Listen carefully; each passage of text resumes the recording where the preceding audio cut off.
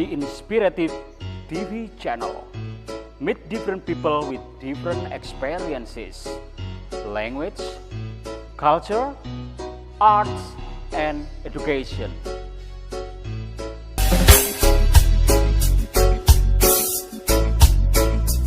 Assalamualaikum Ustadz Ali. Waalaikumsalam Ustadz Ibrahim. Ya, apa kabarnya sekarang? Ya, kabarnya lebih baik dikit, badan agak mendingan, habis kehujanan tadi malam menggigil. Oh gitu. Dingin banget. Rencananya buat konten sekarang ya? Iya, Oke. judulnya Hikmah Allah. Tahu hikmah? Ya. Apabila kita memperoleh hikmah dari Allah, kita akan bijaksana, lapang dada, berbesar hati, berjiwa besar, dan sebagainya. Oleh karena itu, makna hikmah yang sesungguhnya adalah nikmat Allah yang diberikan kepada manusia berupa penemuan atas kebenaran yang hakiki melalui nalar, budi, dan ilmu. Hikmah Allah berarti pengetahuan Allah adalah pengetahuannya tentang segala sesuatu dan penciptaan sesuatu. Sedangkan hikmah manusia adalah pengetahuannya atas kebenaran setiap yang ada, yang membawanya untuk berbuat kebajikan yang bijak. Berbuat kebajikan yang bijak. Bisa juga dikatakan bahwa hikmah Allah adalah ilmu tentang kebenaran yang melahirkan amal yang benar-benar berdasarkan ilmu tersebut.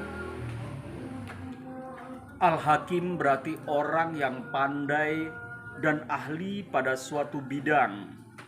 Jadi hikmah itu berasal dari Al-Hakim juga, baik sebagai ilmuwan maupun praktisi. Al-Hikmah oleh karenanya jika digunakan maka akan mendatangkan kebaikan, keindahan, kedamaian, kemajuan, dan secara simultan akan merintangi kita dari kecelakaan, kemiskinan, kemelaratan, dan segala macam bahaya yang merusaknya. Seseorang dapat disebut Al-Hakim atau Al-Hikmah jika dia mendapatkan hikmah. Seseorang bisa dikatakan mendapatkan hikmah apabila pilihan perbuatannya berdasarkan kepada ilmu dan kebenaran.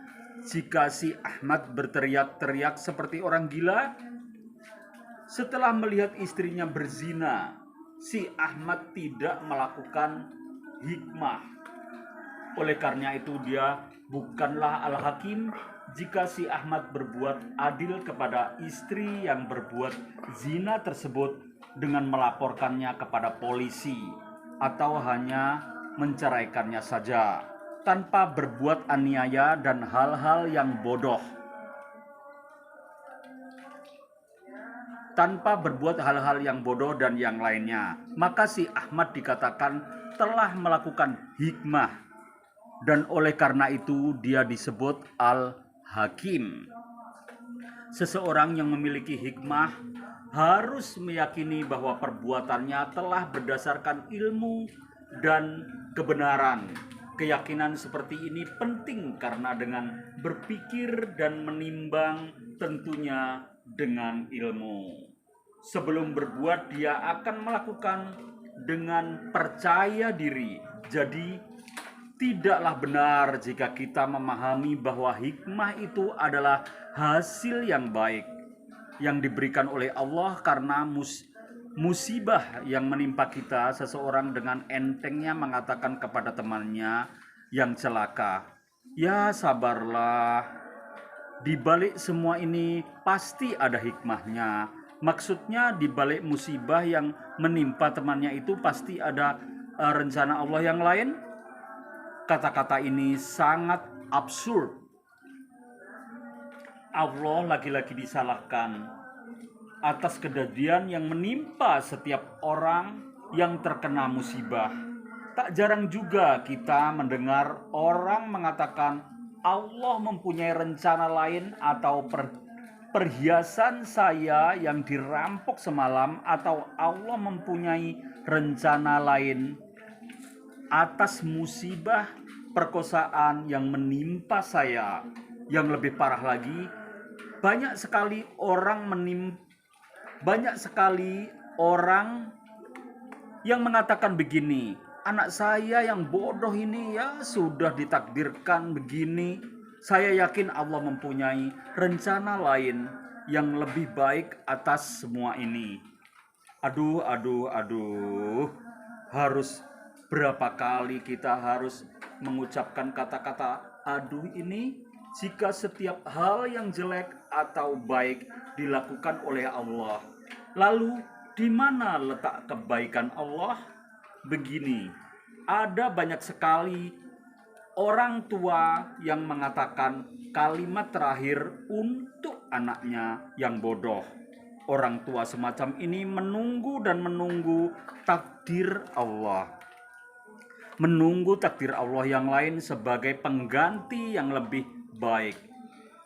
Hikmah yang salah kaprah atas kebodohan anaknya, dan anehnya penantiannya tidak berakhir walau anaknya yang bodoh itu sudah menginjak usia kepala 4 alias 40 tahun. Lalu sampai kapan dia harus menunggu hikmah salah kaprah ini?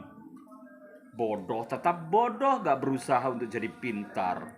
Semua yang namanya musibah seperti perkosaan, kecelakaan, dan semacamnya adalah hasil kesalahan kita sendiri.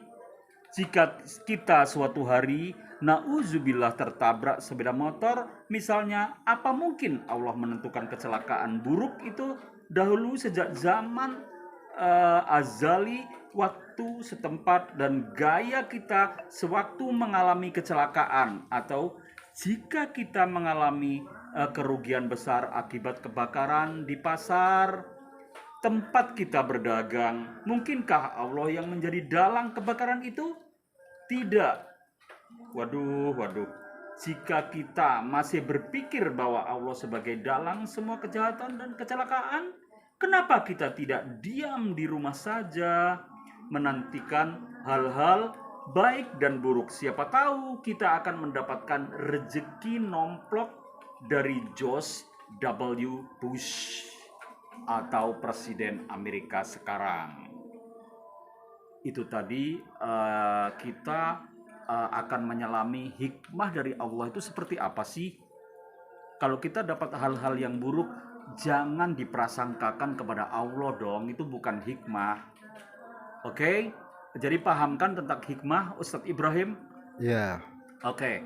Wabillahi taufiq wal hidayah. Baldatun thayyibatun warrabbun ghafur. Wassalamualaikum warahmatullahi wabarakatuh. Waalaikumsalam warahmatullahi wabarakatuh.